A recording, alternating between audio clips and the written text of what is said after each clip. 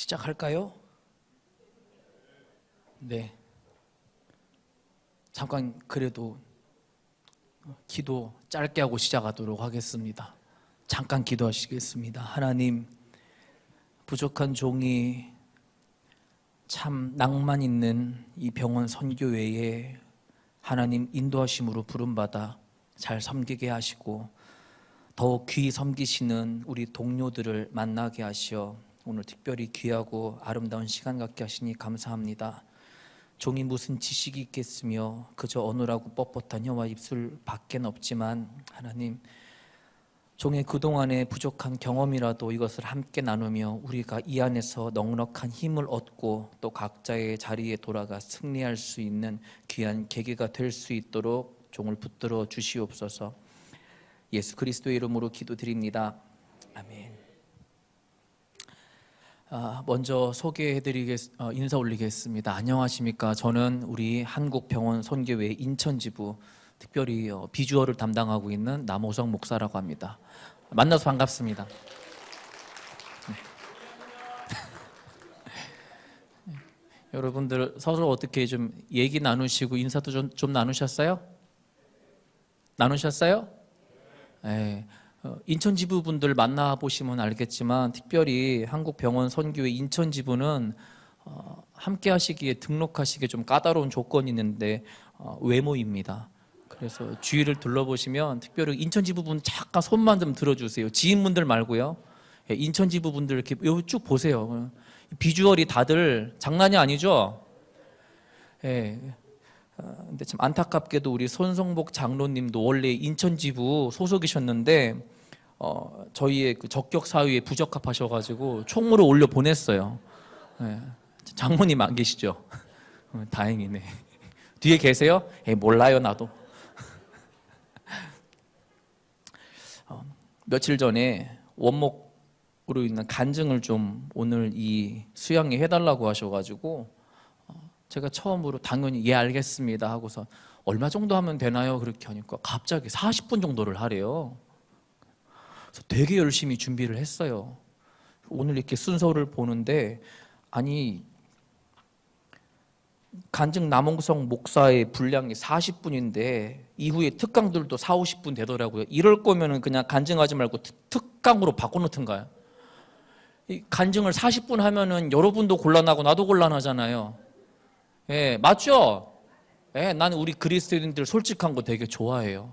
뭐 40분 다 듣고 싶은 분 계세요? 주여, 거짓말도 잘해. 하필이면 또 이 개회배까지 그렇게 엄숙하게 드리면서 진 다 빼놨는데 아까 앞에서 사실 긴장했어요.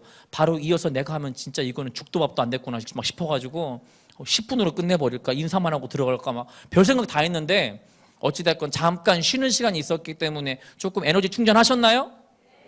다행입니다. 자, 그래도 저는 40분까지는 별로 할 마음이 없어요. 최대한 좀 짧고 굵게 해야겠지만은 그렇다고 너무 짧게 하면 저를 다시는 여기 안 세워줄 수도 있으니까 조금만 짧게 하고 대신에 굵게 하겠습니다. 그러니까 여러분들 사실 그래요. 제가 목사로 이 앞에 서 있지만은 여기 보시면은 저보다 더 연륜 많으시고 목회 경험 많으신 목사님들 얼마나 많이 계시는데 뭐 제가 솔직히 여기서 신앙 얘기하겠어요? 뭐 성경 얘기하겠어요? 그게 아니라 앞에 있는 참 젊고 어린 이제 올해 40밖에 안 됐는데 참 젊죠? 제가 현재 여기 제가 알기로 제가 제일 막내로 알고 있어요. 결혼했어요? 애도 둘이 있어요.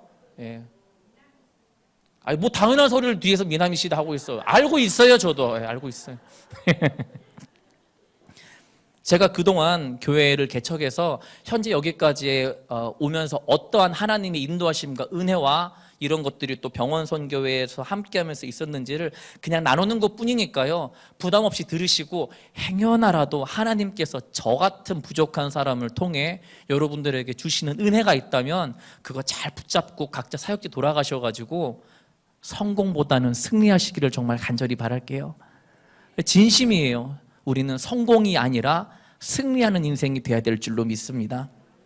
믿습니다 이러면 약간 예배 같아서 안 되는데. 자, 간증 시작하겠습니다. 저는 고향이 대전이에요.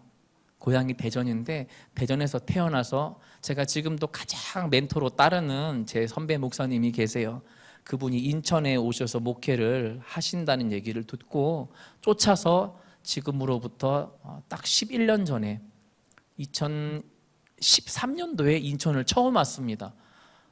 대전에 살면서 한 번도 대전 바닥에서 인천을 와본 적이 없었던지라 인천에 교회를 온다고 하길래 저는 진짜 교회가요 어디 뭐 해안 부둣가에서 갈매기 끼룩끼룩 날리고 그런 곳인 줄 알았어요. 대전 촌놈이 말이에요. 근데 올라왔는데 야 하필 거기가 인천 터미널인데 왜 이렇게 신식이에요. 11년 당시에 가지고 막 신세계를 경험하고 야 신기하다 신기하다 와서 보니까 정말 이제는요 잠깐 지방 나왔다가 개항 IC를 보면은 너무 반가워요. 그러니까 이제 진짜 인천 사람 다 됐나 봐요. 전국 각지에서 다 오셨죠? 예, 뭐 그렇다고요. 그런데 존경하는 저희 선배 목사님 이제 밑에서 열심히 잘 목회 배우고 하면서 목사 안수를 지금으로부터 6년 전에 받았습니다. 2019년도에 그때 목사 안수를 받고 하나님 주신 마음도 있었지만 교회를 개척해야겠다 생각이 들었어요. 왜? 힘들어서. 부교육자로 있는데 제가 스타일이 뭔가 좀 사업가 기질처럼 보이세요? 아니면 회사원 기질처럼 보이세요? 딱 봐도 사업가처럼 생겼죠? 저는 어디에 얽매이고 조직생활 이런 걸 참 중요한데 상당히 스트레스 받아 하는 사람 중에 하나예요. 예, 제가 부족해서 그렇죠 뭐. 그래서 어찌됐건 뭐 부교육자로 있다 보니까 스트레스도 많이 받고 또 여러 가지 생각 중에 아유 진짜 빨리 탈출하고 싶어라는 마음도 없지 않아 있어가지고 솔직한 마음으로 개척을 딱 하려고 했는데 뭐 개척 처음 해보잖아요. 목사 처음 안수 받았잖아요.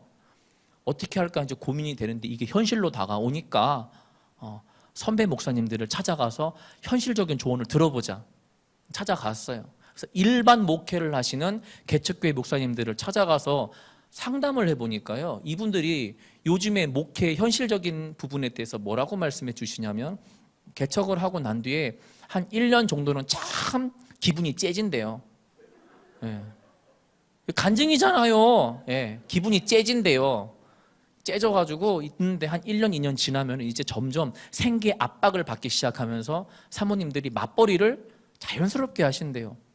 나아가 목사님들도 맞벌이를 자연스럽게 하시다가 여기에서 문제가 어느샌가 목회를 자연스레 내려놓으신대요. 어쩔 수 없이요.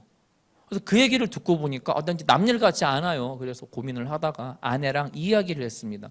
그러면 우리가 어디 뭐 지하 공간이나 2, 3층 공간 이런 곳에 일반 교회를 개척하지 말고 1층 같은 곳에 가게 같은 걸 오픈해서 교회 공간을 일주일 동안 놀리지 말자. 교회 공간 월세 내는데 아깝잖아요. 아무도 안 들어오면. 그래서 아까우니까 교회 공간을 좀 놀리지 말자라는 취지로 카페를 창업했어요. 저희 교회는 평일에 카페를 운영하고요.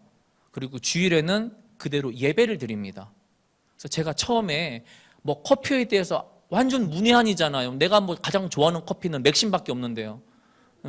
그래가지고 가서 바리스타 전문가한테도 열심히 배우고 프랜차이즈 가가지고 알바생으로 막 진짜 막 연락이 주문도 받아보고 스킬을 마스터했어요. 그래도 아직 경험 부족이잖아요. 이거를 커버하려고 교회를 처음 개척했을 때 제가 여기서 머리를 정확하게 2배를 더 길렀습니다. 머리를 파마를 빠글빠글 했어요. 쫙 풀어가지고. 아시는 분은 아시겠지만 수염을 여기 또 이렇게 쫙 길렀어요.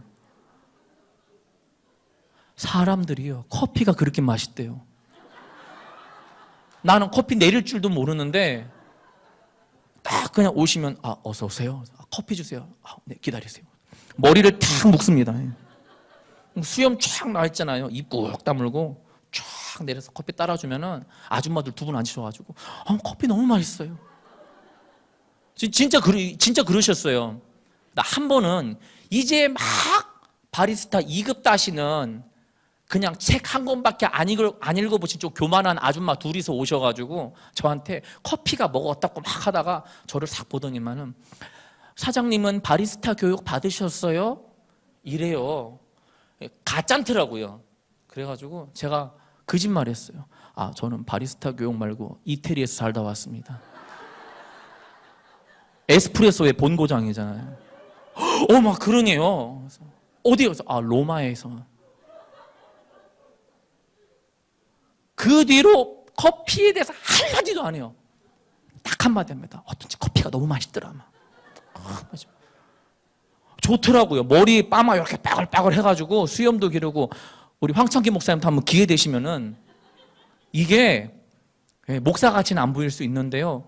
어디 이거 딱 해서 고깃집 가면은 고기 정말 잘 굽게 생긴 사람 같이 보인다고 하고, 커피집 가면은 커피 장인처럼 보인다고도 하고, 제일 은혜가 됐던 말이 머리를 풀고 수염 요렇게 해가지고 언제 한번 커피를 내려주는데, 한 교회 다니는 분이 제가 목사인 걸 알고 이런 고백을 합니다. 목사님 감사해요. 커피 내려다. 왜요? 제가 오늘 너무 힘들었는데 커피 내려주는 목사님 모습 보니까 꼭 예수님이 커피 내려주는 것 같더라고요. 그래서 진짜 진지하게 조금 더 기를까 막 별 생각 다 했었어요. 진짜로. 네. 세상에 일반 교회가 아니라 이런 특수한 상황에서 목회하니까 또 이 나름대로의 재미와 맛이 있더라고요. 제일 감사한 거는요, 여기 온누리 감리교회, 저도 감리교회예요. 감리교회 정말 최고의 장점 중에 하나는 정말 조직적이에요. 서로서로 참 잘 챙겨주시고 잘 도와주시고 상부상조합니다. 갑자기 생각난 건데, 우리 병원 선교회도 전국적으로 서로 상부상조하는 공동체가 됐으면 참 좋겠어요. 감리교여서 사실 울타리 안에서 벗어나기가 참 힘든데, 카페라고 하는 곳을 활용하다 보니까요, 초교파적으로 정말 많은 분들을 만났어요. 그래서 진짜 별의별 분들 다 오세요. 저는 어른 목사님들, 선배 목사님들 만날 때 늘 이런 자랑합니다. 여기 계신 목사님들 중에 나만큼 불신자 매일 만나는 사람이 있으면 나와보라고. 그러니까 절 다니시는 아주머니도 왔다가 나랑 논쟁하고 싸워서 나간 적도 있고요.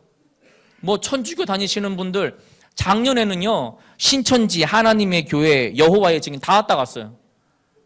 신천지는 제가 붙잡아놓고 2시간을 세뇌 교육을 시켰어요. 이거 은혜 아닙니까?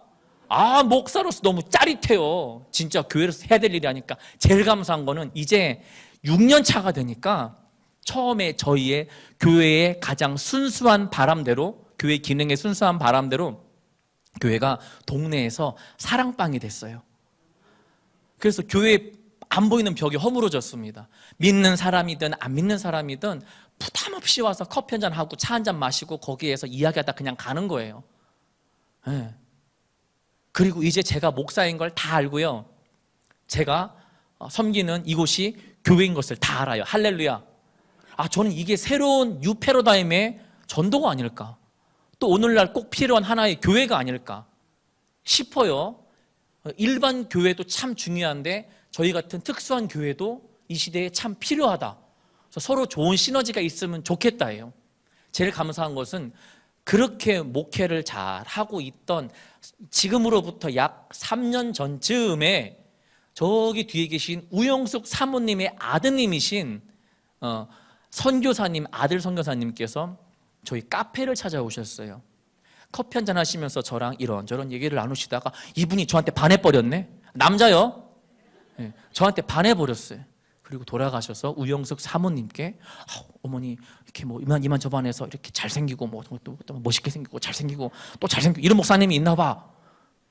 그 뒤에 우영숙 사모님이 저를 찾아오셨습니다. 재밌죠? 나도 지금 시간 막 체크하고 있어요. 저를 보더니만 또 막 얘기를 나누셔가지고 목사님 우리 병원 선교회가 있는데 그냥 일단 들어오래요. 나 처음에 이단인가 싶었어요. 보통 우리 교회는 기독교 대한감리회 막 이렇게 안 붙여놨어요. 그냥 카페 앤 처치라고 영어로만 딱 해놨는데 사람들이 오해하더라고. 우리 교회가 이단인 줄 알고. 근데 생각해보세요. 감리교 문패 걸어놓으면 거기 누가 교회 들어와요. 카페에 커피 마시라. 여러분 들어갈 거예요? 목사님 나도 못 들어가겠어요. 근데 이 사모님께서 오셨는데 난 이분이 오히려 이단이 아닌가 막 고민 엄청 하고 있다가 일단 뭐 한 달에 한 번씩 한림병원 가서 예배 인도만 하면 된대요. 그럼 그 정도는 좋습니다. 뭐 이제 개척하고 나 뭐 목회적으로 할 것도 없는데 이거는 뭐 아싸 가오리 아니에요? 예, 아싸 가오리요. 그래가지고 탁 치고 알겠습니다 가셨는데 며칠 뒤에 손성복 장로님이 찾아오셨어요. 나 왜 왔나 했더니만은 검증을 하러 오셨더라고요. 근데 이분이 나를 처음 보는데 눈빛이 범상치가 않아요. 목사라고 앞에 앉아놨는데 머리는 예수님처럼 프로에 쳐가지고 수염 기르고 있으니까 이게 목사가 맞는지 안 맞는지 요거 검증하러 오신 것 같아요. 근데 대화를 나눠보니까 또 반했나 봐, 좋으셨나 봐. 그래서 그 자리에서 면접이 합격되어질 줄로 믿으시기를 바랍니다. 마지막에 그 얘기 했었더라고. 그래도 목사님 좀 병원 오실 때에는 성도님들을 생각해서 수염은 좀 미는 게 좋지 않으시겠어요? 나도 밀고 싶었는데 요거 안 밀면은 초창기니까 책 잡힐 수 있잖아요. 요거 수염 때문에 나보고 바리스타 장인인 줄 알았는데. 그래가지고 한 번, 두 번은 예배 참석하면서 안 밀고 있다가 어느 정도 시간이 지나서 그 집 커피 맛있더라 소문 적당히 나고 난 뒤로부터는 싹 밀어버렸어요. 싹 밀어버렸어. 미니까 사람들 표정이 다 놀라요. 놀란 표정. 장로님이 제일 놀라하셨어요. 제일 좋아하시더라고. 안 기를게요, 장로님. 안 기를 앞으로 뭘 또 하트까지 해주셔요. 기르고 싶은 마음 별로 없어요. 자, 여러분 중요한 거는 그 병원 선교회에 제가 한 달에 한 번 예배만 드리면 된다는 조건으로 들어왔는데 코로나가 펑 터져버리고 예배 인도를 그렇게 약 2년 동안 못하게 됩니다. 그런데요, 그 2년 동안 무슨 일이 있냐면은 한 번씩 자꾸 한 달에 한 번씩 병원 선교회 팀끼리 인턴십 모여서 기도회를 하자는 거예요. 손성복 장로님이. 그래서 아니다, 이게 처음에 계약 조건은 병원 가서 한 달에 한 번 예배 드리는 게 조건이었는데 이거는 계약 위반 아닌가 싶은데 뭐 어쩔 수 없이 갔어요. 좋더라고요. 또 한대. 그래서 지금 매달 한 번씩 드리고 있어요. 그렇게 끝나고 나니까 또 갑자기 나를 대뜸 찾아오시더니만은 준비를 좀 하고 있으래요. 뭔 준비요? 마음의 준비를 하고 있으래요. 며칠 뒤에 오시더니만 나보고요, 병원으로 파송을 좀 나가야겠대요. 이게 뭔 일이에요? 좀 더 있다가 저한테 오셔서 하시는 말씀은 또 한 달에 한 번씩 곤지암에서 본부 기도회가 있대. 이거는 뭐 이런 말도 안 되는 소리가 있어요. 계약이랑 완전 다르잖아요. 제가 교회 개척해서 저희 교회 사역하기도 바빠 죽겠는데 병원 사역을 자꾸 막 끌어당기시는데 이거 해야 돼요, 안 해야 돼요? 그래요. 아유, 진짜 오늘 되게 안 맞는다. 했는데 솔직히요, 마음이 불편했어요. 그리고 몸도 피곤하니까 불편했어요. 근데 저를 정말 또 불편하게 했던 것은 자꾸 저 말도 안 되는 손장로님의 대책 없는 대책 때문에 장로님을 위해서 끝내주는 노래가 하나 있어. 무조건. 그냥 무조건이야. 그냥 무조건이야. 그래서요, 본부 기도회 한 달에 한 번씩 있는 거를 제가 어지간하면 참석하겠습니다. 그래서 참석하는데 제가 교회를 개척하고 거의 한 5년 만에 교회 차가 생겼어요.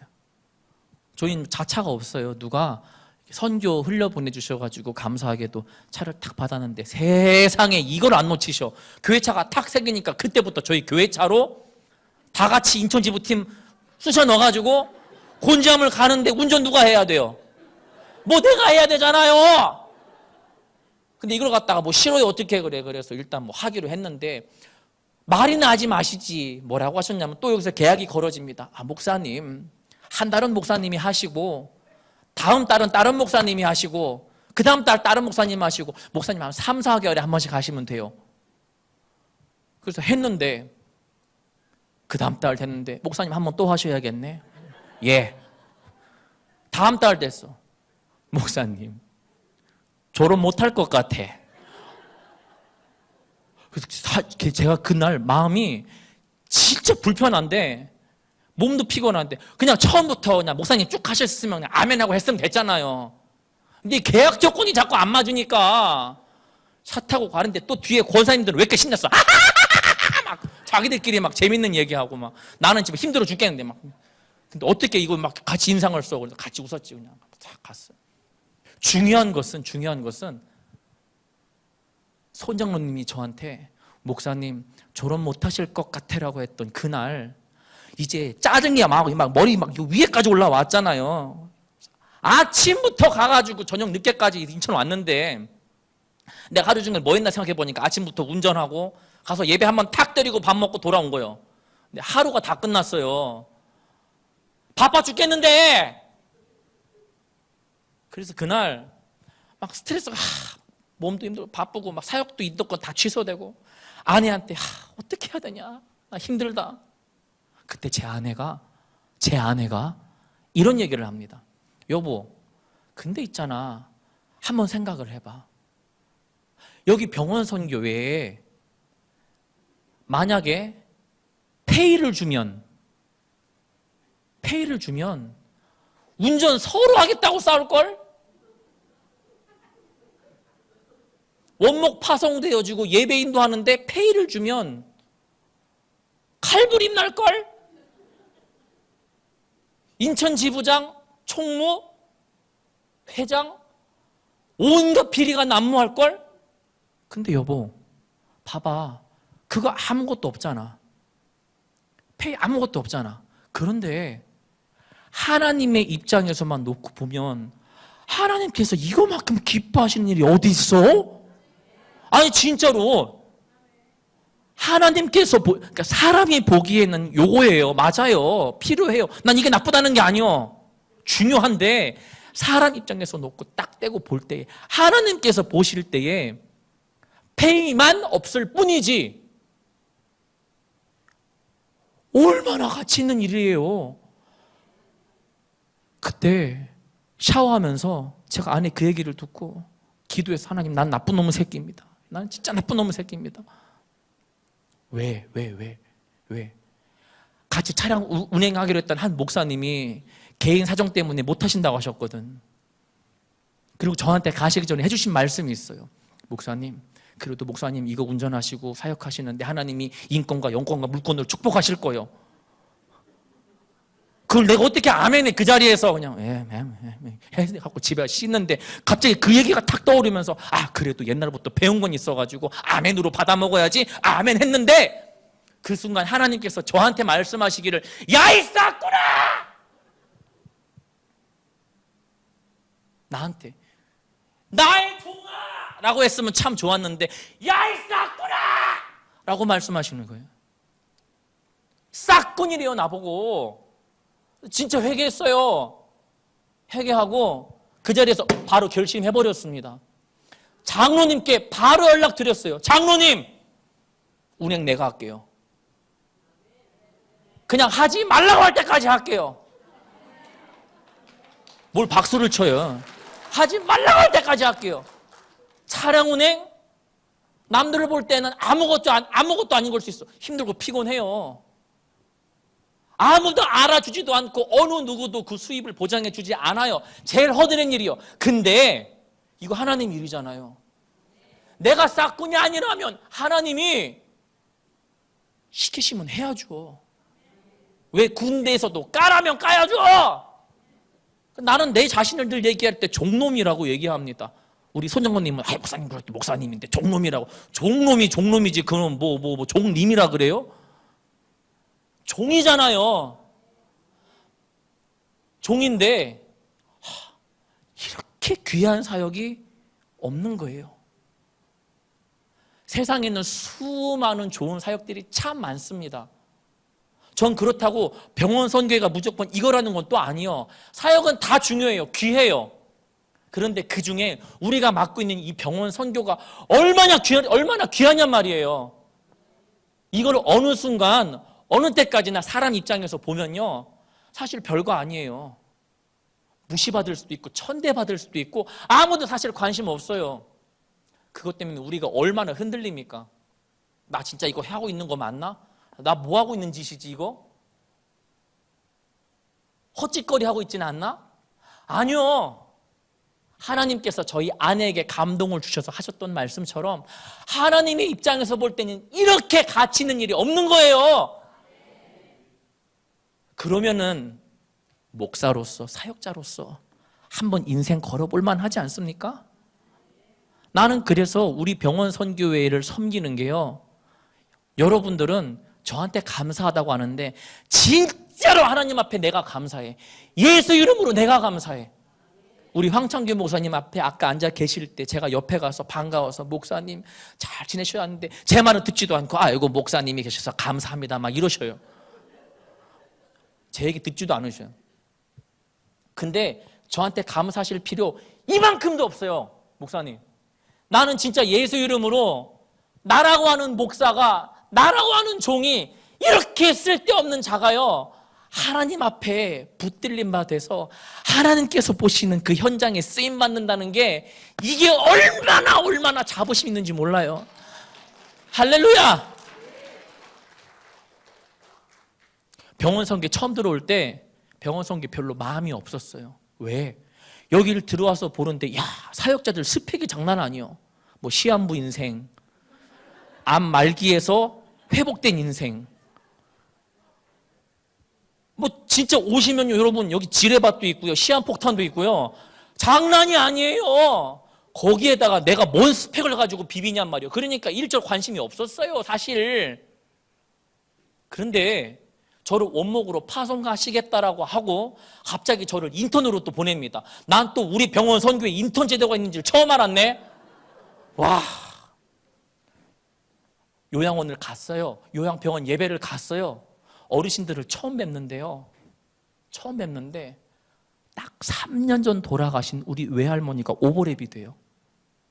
우리 외할머니는 아주 신실한 믿음의 소유자였습니다.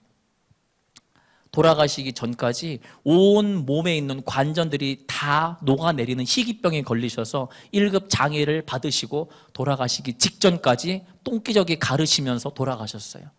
걷지도 제대로 먹지도, 그리고 기저귀조차도 혼자 못 가르셨던 우리 외할머니. 나 우리 외할머니 돌아가시기 전에 그래서 한번 할머니 계신 곳에 가서 내가 우리 할머니 똥기저귀 갈아드렸어요. 악취가 나는데 참 무거워서 힘들었는데 지금까지도 내 인생에서 가장 잘한 일이라고 하면은 나는 그 냄새나는 우리 외할머니 기저귀 갈아줬던 게 제일 잘한 일이라고 생각을 해요. 그 외할머니가 돌아가시기 전에 나한테 늘 했던 말이 있어요. 서가, 오서가, 훌륭한 목사 돼야 된다. 훌륭한 목사 되라. 훌륭한 목사 되라.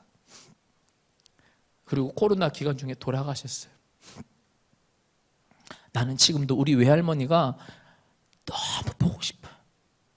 우리 어머니 아버지 맞벌이지 하실 때 갓난 아기 때부터 나를 업어 키우신 분이요. 나는 그래서 국민학교 3학년 때까지 우리 외할머니 젖주무르고 살았어요. 그렇게 컸어요. 지금도 외할머니가 너무너무 보고 싶어. 미치겠어요. 그런데 참 내가 예수 믿기를 잘했다 생각되는 건, 절은, 불교는 한번 죽으면 윤회로 다음 생에 내 사랑하는 사람을 못 만날 수도 있어요. 내가 못 만나든 네가 못 만나든. 근데 우리는 저 하늘에 소망이 있잖아요. 그래서 하늘 쳐다보면서 할매한테 요즘 늘 그 얘기를 합니다. 할매 잘 있나? 맨날 내 걱정하면서 밥은 잘 먹는지 잘 사는지 걱정하는데, 아 미안, 거기는 걱정도 눈물도 슬픔도 없는 곳이라 그래가지고 이제 내가 걱정하고 있네. 천국이 참 좋긴 좋은가 봐요. 3년 전 4년 전에 돌아가시고 나서 그 뒤로 지금까지 전화 한 통을 안 하셔요. 문자 한 통을 안 하셔요. 나는 더 소망이 생겨요. 아, 저기 나도 꼭 가야지. 저기 진짜 나도 꼭 가야지. 그래서요, 이전보다 저의 신앙이 더 온전해졌어요. 더 확실해졌어요. 왜? 내가 예수 똑바로 믿지 아니하면은 난 우리 외할머니 못 만나잖아. 그 소망 때문에 훌륭한 목사가 되려고 정말 열심히 삽니다. 치열하게 삽니다. 정말 치열하게 살아요. 너무 힘들어 죽겠어요. 그래서 나는 훌륭한 목사가 되기 위해서 열심히 노력을 했는데요. 여러분 그거 아세요? 저도 모르는 사이에 잘못 배웠던 교육이 있었더라고요.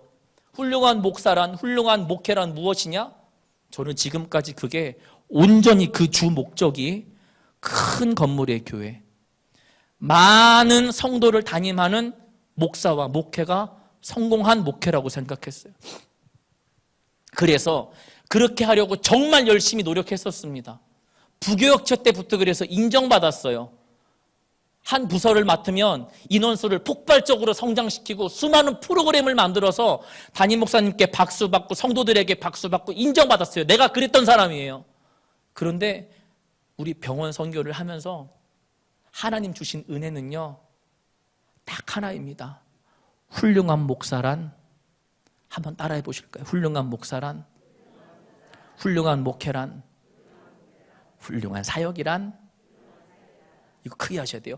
내일은 없다.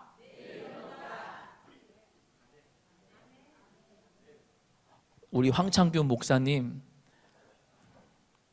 처음에 목사님한테 별로 관심이 저는 없었어요. 뭐 나를 밥을 한번 사주기를 했어요.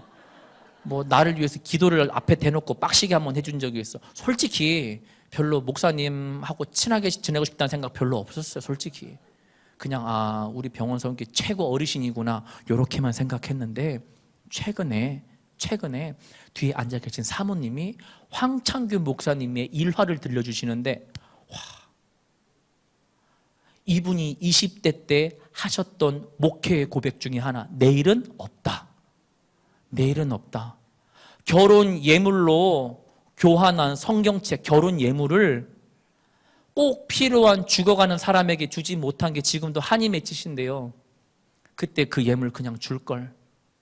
이 사람에게는 생명과도 영원한 것과도 마찬가지였는데 내가 이거 뭐라고? 와, 멋있지 않나요?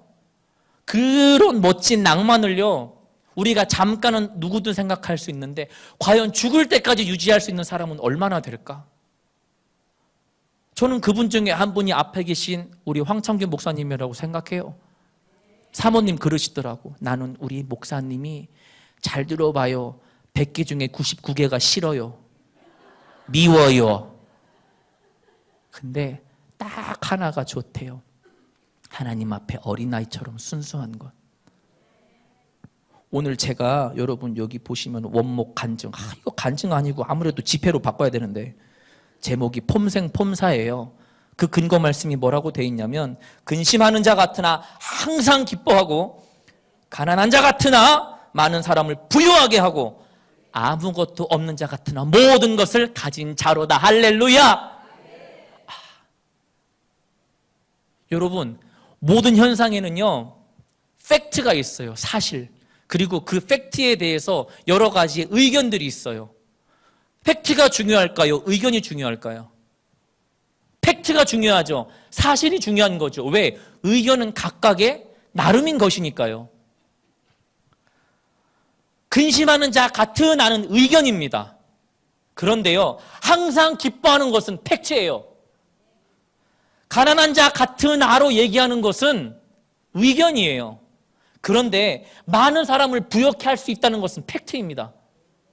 아무것도 없는 놈 같은데 라고 말할 수 있는 것은 의견인데요, 모든 것을 가진 것은 팩트란 얘기예요. 저는 우리 병원 선교회가 우리의 사역자 모든 분들에게 있는 이 마음속에 절대 잃어버리지 말아야 될 한 가지는 낭만이라고 생각해요. 폼나게 사는 거요. 저도 큰 교회 많은 성도 부목사님들 뒤에 딱 거닐고 한번 목회해보고는 싶어요. 솔직히 이게 나쁘다는 게 아니에요. 이렇게 한번 해보고는 싶어요. 그게 왜 잘못된 건데. 근데요 여러분, 목회자가 하나님 앞에 부름받은 종이요, 그것만을 주 목적으로 하고 달려간다면 그건 싹군인 거죠. 부름받아 나선 이 몸 어디든지 가오리라. 제 평생의 소원이 이 찬양을 끝까지 양심의 거리낌 없이 부를 수 있을까가 고민입니다. 난 죽을 때까지 이거 못 부르겠어요. 그런데 그럼에도 불구하고 우리에게 필요한 것은 그렇게 살아가려고 하는 낭만인 것이에요. 낭만 있게 살아가려면요, 그 이면의 실상에는 사실 궁핍함이 있어야 돼요. 여러분, 폼 잡고 살아가는 인생, 그 폼을 유지하는 게 쉽습니까? 가끔 오시는 중년 아주머니들이 저한테 그래요. 아우, 나도 이런 멋진 카페, 조그만한 카페에서 커피 한 잔 착 내리면서 하나 운영하고 싶다. 내 지금 욕이 이만큼 올라올 뻔했는데 참았어요.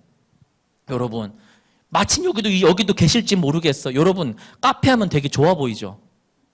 내가 카페를 6년 차로서 말씀드리는 건데 이거만큼 궁상맞은 직업도 없어요. 앞에서는 손님 어서 오세요. 힐로디입니다. 주문 도와드릴까요? 커피 쫙 내려서 맛있게 드세요. 딱 하죠? 하루 종일 있으면은 김치찌개가 그렇게 먹고 싶어요. 진짜예요. 막 육개 정도 먹고 싶고 라면도 먹고 싶고 미치겠어요.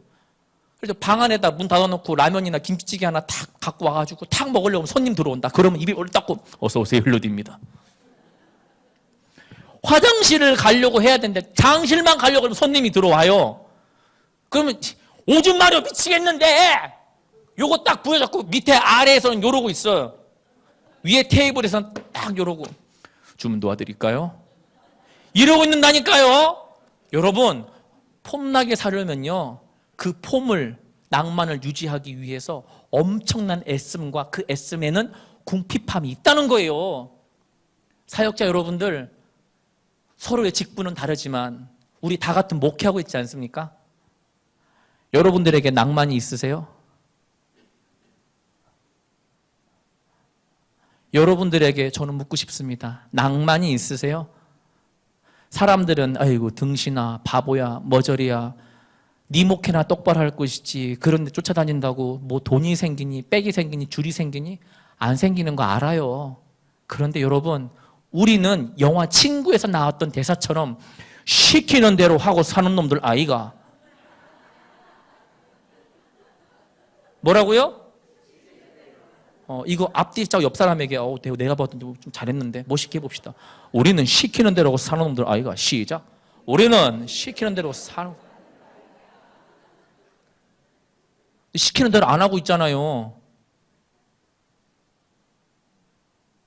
안 그렇다고 얘기하지만 우리 같이 목회하는 저부터도 안 그런 척하지만 사실 돈을 쫓고 있지 않습니까? 사역이 아니라 사리를 쫓고 있지 않습니까?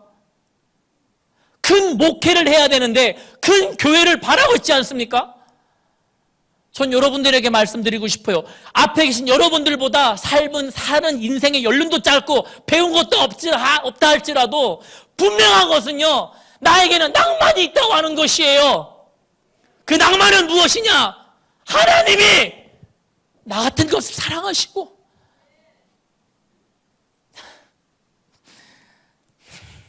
나같이 못난 인간을 세상에 하고 많은 귀한 사람들 중에서 주의 종으로 삼으시고 한낱 썩어 빠질 세상 것들이 아니라 영원한 것에 저를 귀하게 쓰시는 우리 하나님을 난 경험할 때마다 이게 나의 삶의 힘이 됩니다. 이것만이 나의 소망이 됩니다. 사람들은 그 냄새나는 요양원, 요양병원에서 헌금도 안 나오는 너의 목회도 보장이 안 되는 거기서 봤자 뭐 하느냐? 괜찮아요. 난 거기서 죽어도 돼요. 뼈를 묻어도 되고요. 더 못난 곳으로 하나님이 끌어내리셔도 괜찮아요. 올리시면 더 감사하지만 높이시나 내리시나 평안하게 하시나 불편하게 하시나 뭐 어때요?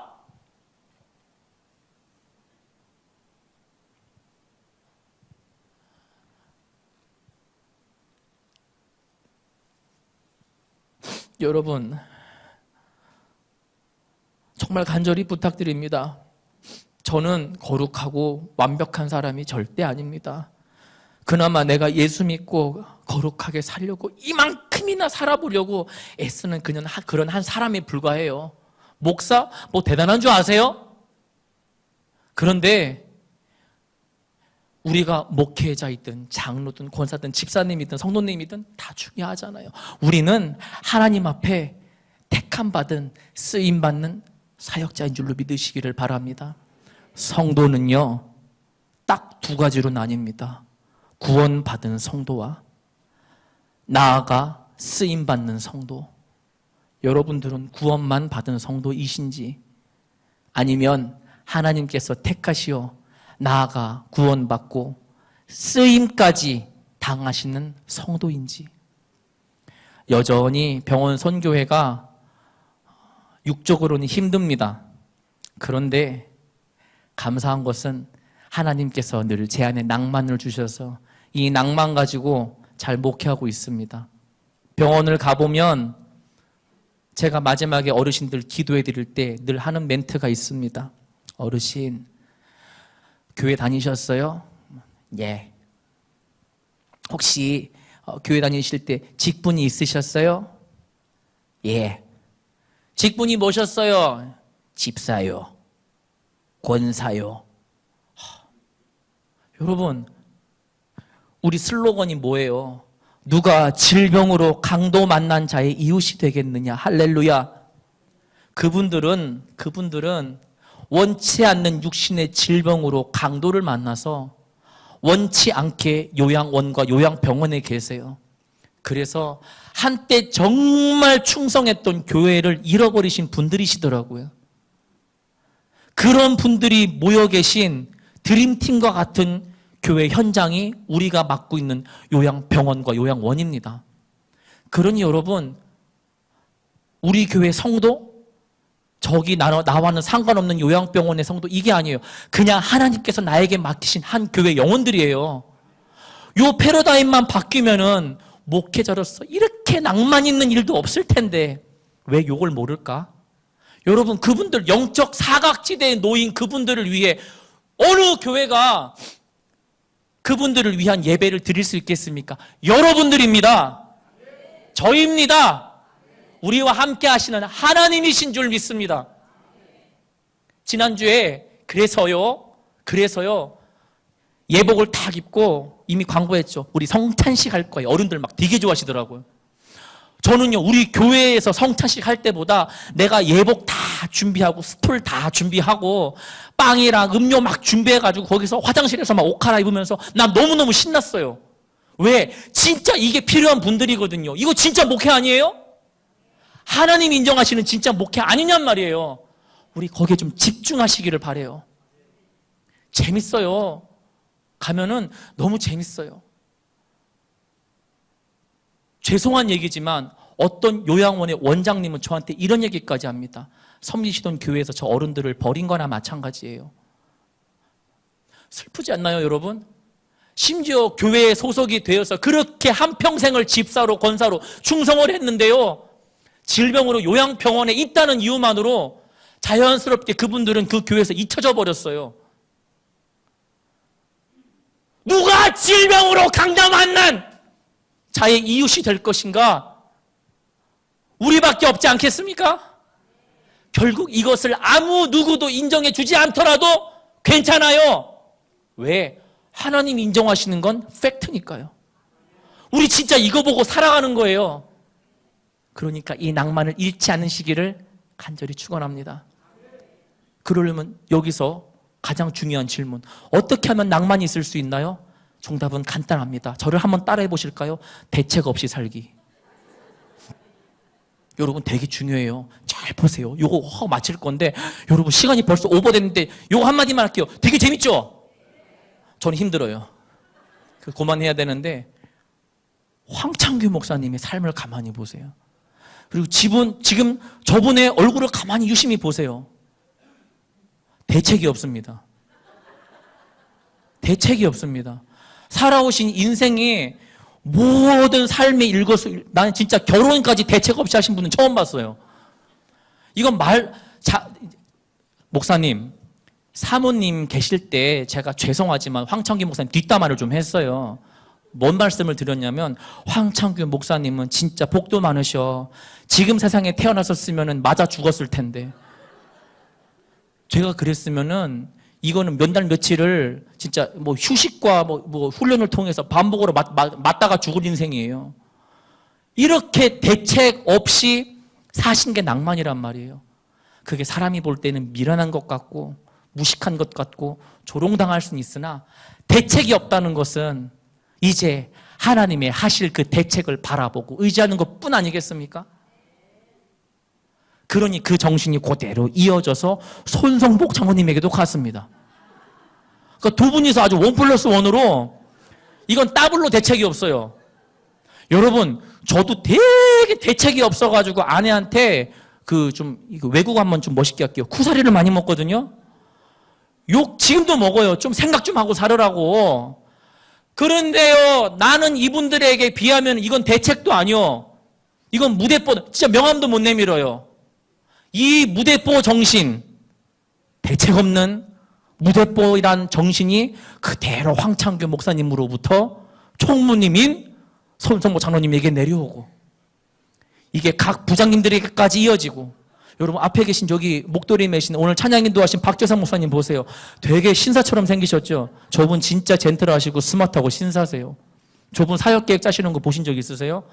커리큘럼 쫙 해가지고 매뉴얼 다 하는 분이 갑자기 어제 연락이 왔어. 목사님, 왜요? 저기 병원 예배가 빵꾸 날 것 같은데 지금 좀 예배 드려줄 수 있어요? 그러니까 이분까지 대책 없는 사람이 돼가고 있어요. 그럼 난 여기에 대해서 대책을 세우면 될까 안 될까요? 안 돼요. 그냥 그래요? 나는 땜빵 목사니까 바로 갔어요.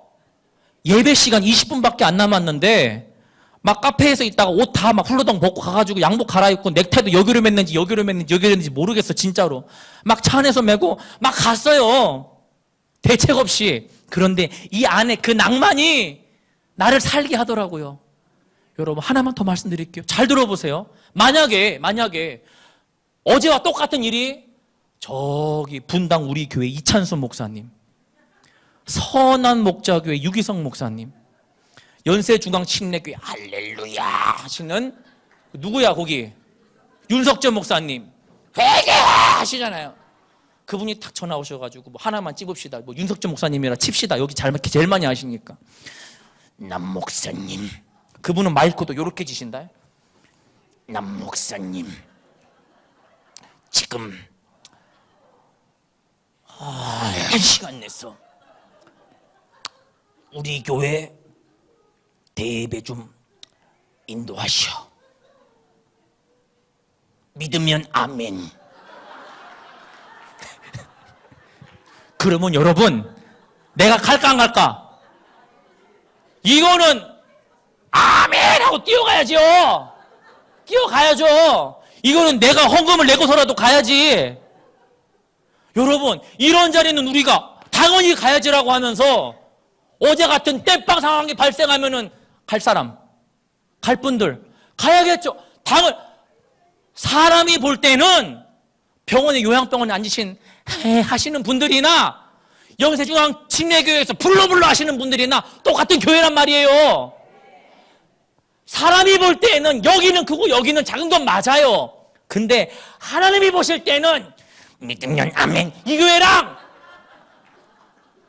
요양원에서 계시는 담임 목사님 계시는 요양병원의 교회나 매우 똑같은 예배 현장이란 말이에요. 그 예배 현장이 우리들의 삶의, 우리들의 예배의 목적지가 되시기를 주의 이름으로 축원합니다. 하고 싶은 얘기 더 많은데 밥 먹어야 돼요. 죄송해요. 10분 딱 오버했는데 그냥 나도 대책 없이 섰는데 갑자기 대책 없이 이렇게 막 하다 보니까 또 대책 없이 시간이 가는데 여러분 양해해 주시기를 바래요. 앞으로도 이렇게 살 것 같아요. 따라해 보실까요? 낭만 있게, 폼나게, 대책 없이. 요거를 줄이면 오늘 저의 원목 간증 제목처럼 폼사가 됩니다. 폼나게 사시고 폼나게 죽으세요. 기도하시겠습니다. 하나님, 참 목사인데도 이렇게 못나고 부족하게 살아가는 종을 하나님이 가장 기뻐하시는 영혼 구원을 위해서 우리 한국병원 선교회에 몸담게 하시니 감사합니다. 사람들이 볼 때에는 저까짓 건 뭐라고 대수롭지 않게 생각하는 사람들도 분명히 있을 것입니다. 하나님, 사람에게 박수 받는 게 그렇게 중요합니까? 잠깐은 좋겠지요. 그러나 하나님, 우리가 정말 성령이 우리 안에 거하고 있는 사람들이라면 사람들에게 박수받고 인정받는 것보다 하나님이 미소 한번 지으시는 일에 목숨을 거는 것이 마땅한 줄로 압니다. 그거를 머리로는 너무 빠삭히 알고 있으면서 살아가면서 내가 물질 때문에, 건강 때문에, 관계 때문에 남의 시선 신경 쓰느라고 참 비겁히 살아가는 비굴한 인생들이 있다면 하나님 오늘 우리의 이 나눔의 시간을 통하여 결단케 하시고 우리가 각자 하나님께서 부르신 동등하고 존귀한 사역자로서 각 파송받은 예배처에서 늘 승리하는 인생 되게 하여 주옵소서. 우리 예수님은 이 땅에 오시어 단 한 번도 성공이란 말씀을 하신 적이 없습니다. 십자가에 달려 죽으시면서도 인생 성공했노라고 말씀하시지 않으셨습니다. 그러나 주님은 십자가에서 성공이 아닌 승리를 하신 줄 믿습니다. 하나님, 우리도 이 사역의 현장에서 십자가의 성공보다는 십자가의 승리가 동일하게 이루어지는 아름답고 존귀한 인생 되게 하여 주옵소서. 특별히 황창규 목사님을 영적 거물로 세워주시니 감사합니다. 우리가 이분을 참 존중하고 존경하는 것은 그의 다식, 그의 연륜뿐만이 아니라 하나님 앞에 누구보다 순수하게 올바로 서려고 하는 그 모습 하나인 줄로 믿습니다. 예수님께서 말씀하셨듯이 어린아이처럼 되지 아니하면 결단코 천국에 들어갈 수 없다 하셨사오니 계산적인 우리의 머리를 뒤로 하게 하여 주옵시고 정말 낭만을 가지고 목회하는 우리들 모두가 되게 하여 주옵소서.